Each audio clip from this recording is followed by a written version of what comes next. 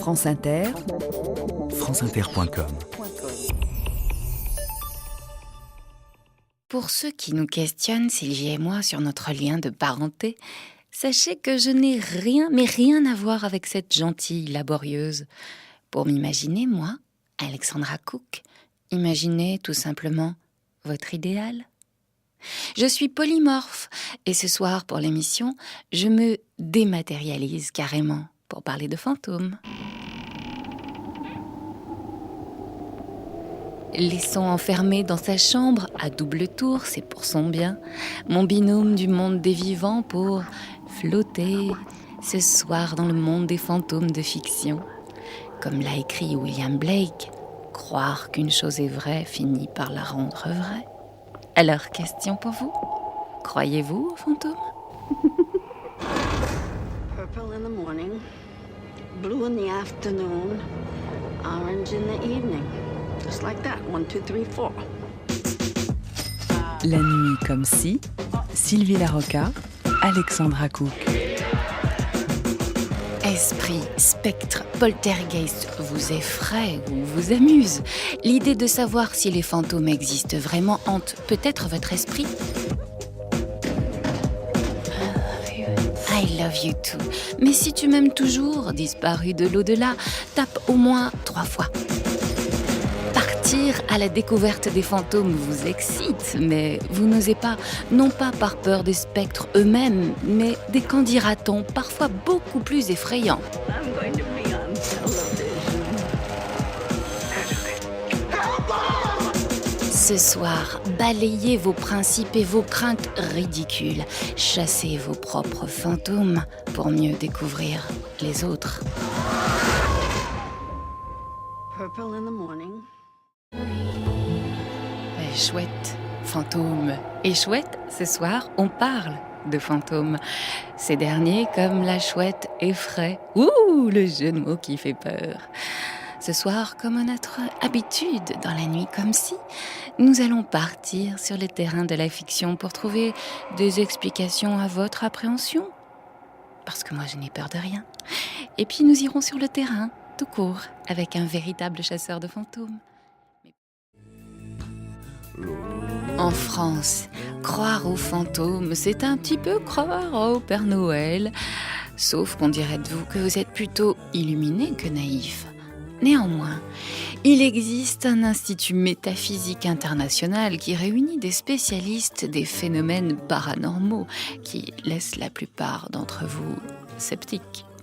En Allemagne, on accorde plus de crédit à ces recherches avec une institution officielle de recherche financée par l'État et en Grande-Bretagne, plusieurs départements universitaires étudient ces sujets. En France, il existe tout de même quelques rares chasseurs de fantômes qui ne sont pas là pour les chasser des lieux qu'ils hantent, façon Ghostbusters, mais plutôt pour comprendre pourquoi ils sont là et comment cohabiter avec eux. Alors, rencontre avec un chasseur de fantômes ? Eric Ferson, êtes-vous là ? Je pense. Je pense être là. Je suis bien consistant pour un fantôme. Vous aussi, vous êtes spécialiste de l'histoire des fantômes, mais sur le terrain. Oui, sur le terrain, effectivement, parce que le sujet des fantômes qui me fascine depuis l'enfance, ce qui est un peu logique avec mon arbre généalogique, me fascine autant sur le terrain que aussi d'un point de vue intellectuel, sociologique, fantastique, tous les aspects. C'est évident par rapport à vos aïeux, mais eux-mêmes étaient déjà très intéressés par les fantômes. Alors en fait, pour faire très court, j'ai du côté de ma mère, j'ai mon grand-père qui était radiesthésiste et guérisseur, j'ai 2 tantes cartomanciennes, une cousine médium, un oncle hypnotiseur et voyant, j'ai un autre oncle qui est sorcier, je vais m'arrêter là. Et du côté de mon père était lui magicien, comprenez par là, illusionniste. Donc j'ai à la fois le côté un peu rationnel des illusionnistes et le côté beaucoup moins rationnel de ce monde étrange, qui a toujours été, pour moi, parfaitement normal, en fait. C'est qu'après, au début de l'adolescence, que j'ai compris qu'aux yeux des autres, cet univers des fantômes, de la parapsychologie du science naturel, était quelque chose de pas normal. Et justement, dans le film, les autres, les fantômes ne sont pas ceux qu'on croit. Exactement, et c'est un petit peu l'aspect Twilight Zone, je vais dire, du film, puisque ce qui est intéressant dans les autres, qui est d'ailleurs un des plus beaux films de fantômes, c'est l'inversement des rôles en fait. Évidemment, on s'identifie à l'héroïne, et puis, ou alors aux deux enfants, et on a presque peur avec eux.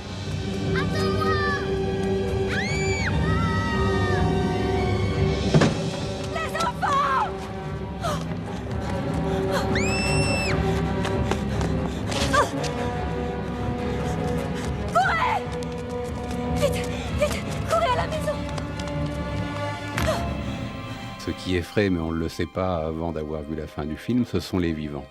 Et pour moi, le film nous montre une chose, que ce soit du côté des vivants ou du côté des morts, c'est la perception de l'autre qui est effraie, l'inconnu, la peur de l'inconnu. On les perçoit bien souvent de manière négative.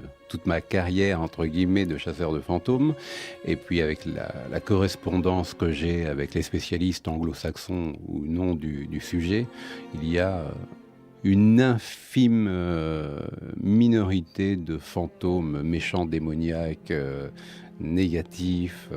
La plupart sont bien souvent neutres.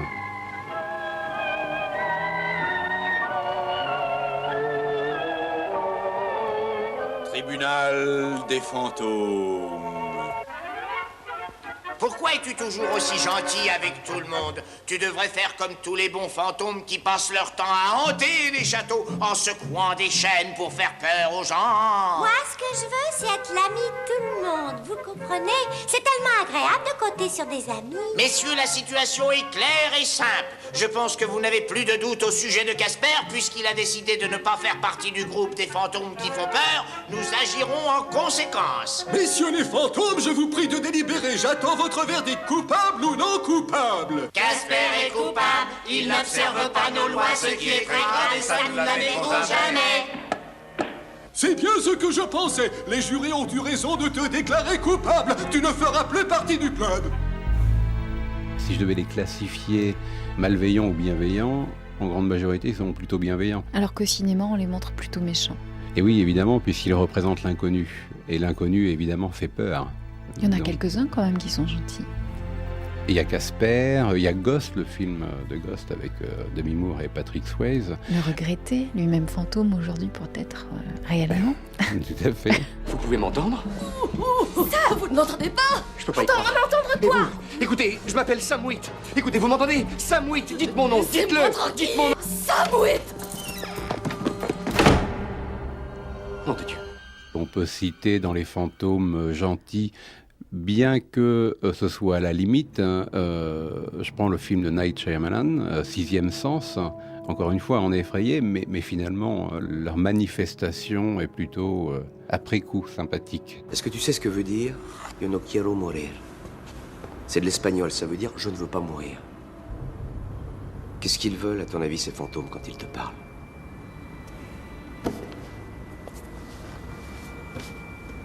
Je te demande d'y réfléchir, Cole.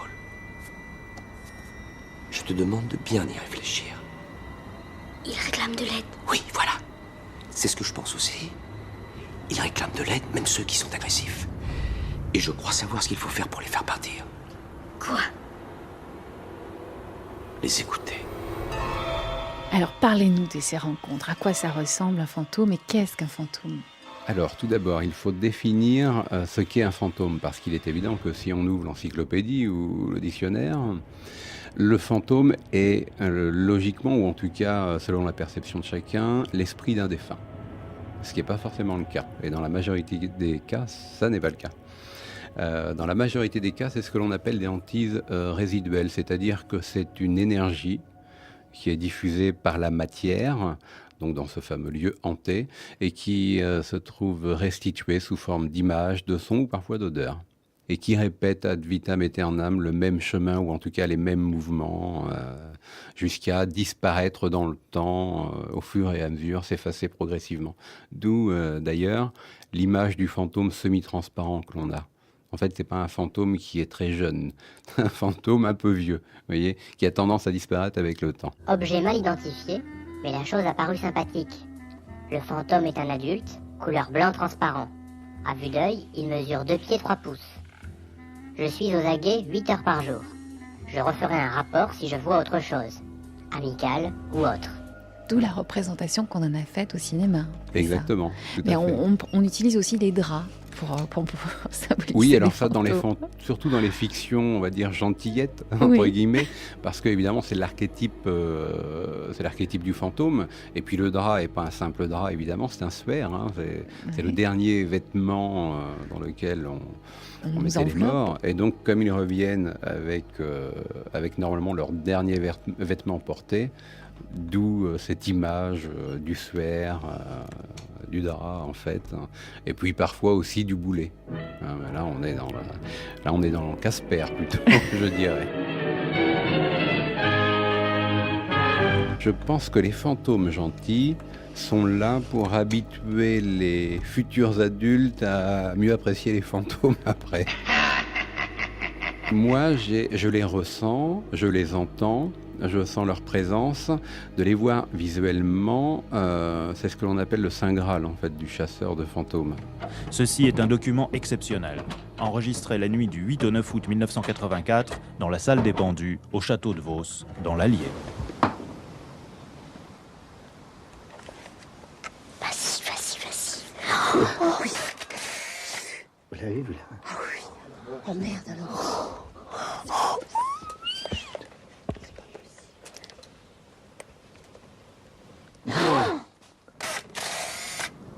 Sa silhouette. Ah non. On la voit bien.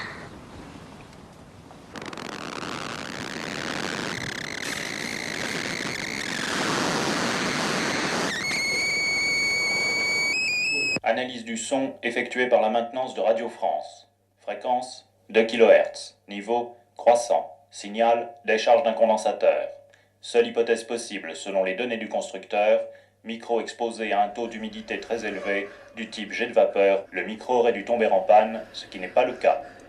Cause inconnue à ce jour.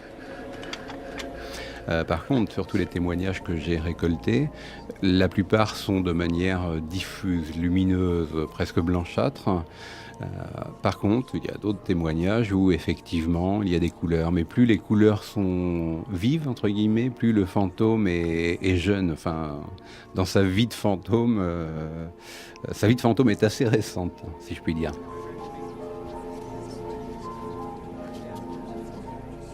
Si on prend les racines, en tout cas l'origine des fantômes, la première fois qu'un fantôme va se manifester, on va avoir l'impression d'être en face de quelqu'un de vivant, de fait de chair et d'os. Il est très récent. En fait, on s'aperçoit après coup que c'est un fantôme, ou même sur le moment, parce qu'on sait pertinemment que la personne qui se trouve en face de nous, et que parfois souvent on connaît, ne peut pas être là à ce moment précis, à cet endroit. Par exemple, Harry Houdini, le magicien qui est parti en guerre contre les médiums, les spirites, on a dit de lui qu'il ne croyait pas à tout cet univers. En fait, c'est à relativiser. Ce qui s'est passé, il y a eu un événement troublant qui s'est passé durant sa vie.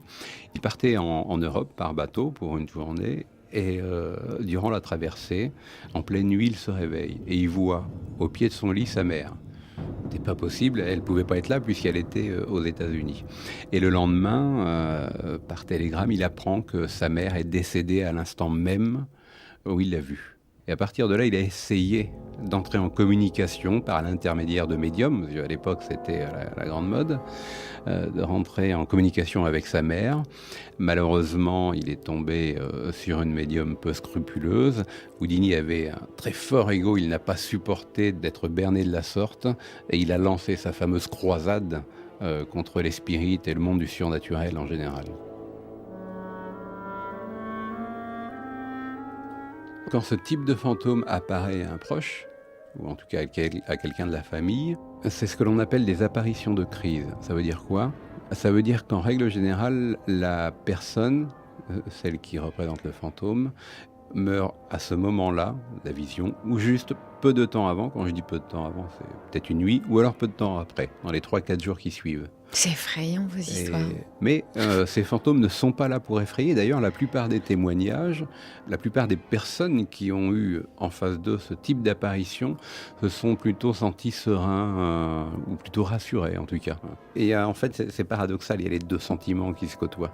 Une espèce de peur, de frayeur, et puis en même temps, ce côté un petit peu serein. Je pense que les bruits que vous entendez proviennent de votre lit, dont le bois se contracte et se rétracte, se contracte et se rétracte, se contracte et se rétracte, et votre imagination débordante fait le reste, le reste, le reste. Il y a une méthode pour savoir si c'est un fantôme ou pas. Il y a une méthode très simple. Si jamais vous avez l'occasion d'avoir en face de vous un fantôme ou alors vous doutez si c'en est un ou pas, il y a une méthode, on va dire pragmatique rationnelle pour le savoir. C'est qu'il faut continuer à fixer ce fantôme en appuyant avec son index sur l'œil gauche ou droit, peu importe, sur la paupière supérieure, tout en continuant à fixer le fantôme. D'accord. Il va se passer deux choses. Si ce fantôme se dédouble, c'est qu'il est réel, ou en tout cas, c'est qu'il fait partie de notre réalité extérieure. C'est un peu comme si vous regardiez n'importe quel objet en face de vous, en appuyant sur la paupière, vous allez faire loucher l'œil. Donc l'organe visuel va dédoubler ce que vous voyez. Si par contre ce fantôme ne se dédouble pas, c'est uniquement une vision de l'esprit. Il est né dans le psychisme. Il vient de l'intérieur de vous et ne fait pas partie de la réalité extérieure. Je fais le test avec vous. Vous êtes... Il n'y en a qu'un, c'est bon. Bon. Vous êtes de matière, alors. Vous êtes dans la vraie vie, Eric Ferson.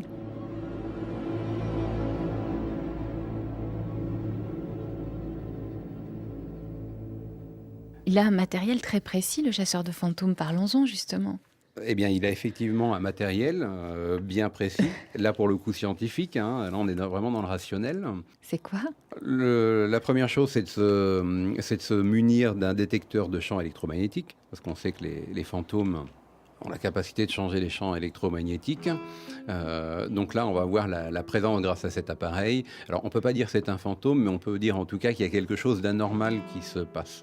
En fait, les instruments, si plusieurs instruments captent quelque chose, là on peut certainement y mettre l'hypothèse qu'il y a peut-être un fantôme, surtout si l'histoire de la maison nous l'apprend.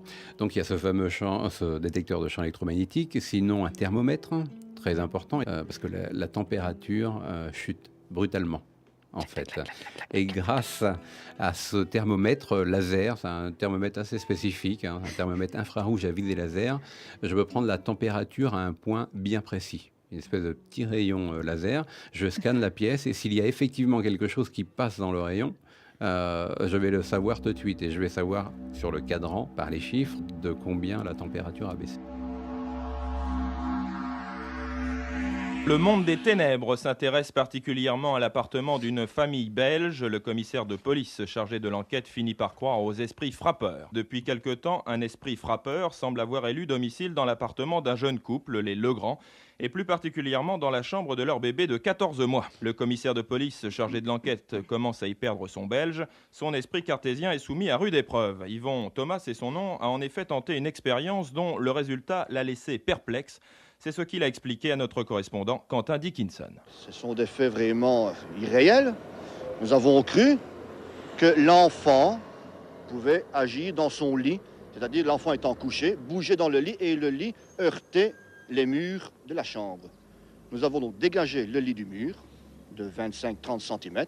La porte était fermée, la fenêtre, tout était fermé. Nous sommes descendus au rez-de-chaussée avec les parents. Peu de temps après, nous avons regagné la chambre. La porte était ouverte et le lit se retrouvait à la place initiale dans le coin. Et pendant ce temps, l'enfant dormait? L'enfant dormait, oui. Au point de vue judiciaire, je ne vois pas ce que l'on peut faire. Des esprits, je n'y crois pas, mais je suis obligé actuellement de croire que cela existe. Franchement, quand vous racontez toutes vos histoires, on vous croit? Ça dépend où, en fait. Et puis ça dépend avec qui. En vérité, en France, beaucoup moins. Enfin, si je raconte mes histoires ou mes expériences, évidemment, il y a un petit sourire sceptique et narquois. Surtout quand je les raconte en public. Mais ceux qui se montrent le plus ouvertement sceptiques sont ceux qui viennent me voir ensuite, mais seuls. pour me dire qu'ils ont vécu des choses qu'ils ne comprennent pas et qu'ils n'en ont jamais parlé. Parce qu'on est, le pays des cartes, on est très rationnel en France. Il est beaucoup plus difficile d'avouer que l'on croit en ce genre de choses que, par exemple, au Japon, enfin en Asie en règle générale, ou même en Grèce, en Angleterre. C'est le pays des fantômes aussi. C'est le paradoxe français. On n'y croit pas, mais en même temps, ou quand je pose la question, est-ce que vous croyez aux fantômes ? On dit souvent, non, je ne crois pas à ce genre de choses, et je demande pourquoi. Je dis, non, ça me fait peur, ce genre de choses. C'est tout de même étonnant d'avoir peur de quelque chose à laquelle on ne croit pas.